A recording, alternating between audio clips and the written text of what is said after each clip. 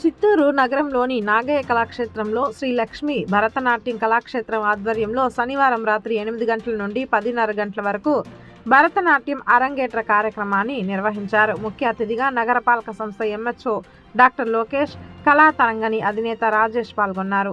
చిన్నారులు దేదీప్యశ్రీ, అక్షయ, సహస్రలు భరతనాట్యం అరంగేట్ర ప్రదర్శన చేశారు. దేదీప్యశ్రీ తొలి అరంగేట్రంలోని శ్రీలంకలో ప్రదర్శనకు ఎంపికైనట్లు డాన్స్ మాస్టర్ లక్ష్మి తెలిపారు. ఈ సందర్భంగా ఎంహెచ్ఓ లోకేష్ మాట్లాడుతూ మన దేశ సంస్కృతి సాంప్రదాయాలను పరిరక్షణలో భాగంగా ఇలాంటి భరతనాట్య ప్రదర్శనలు చేయడము హర్షణీయమన్నారు.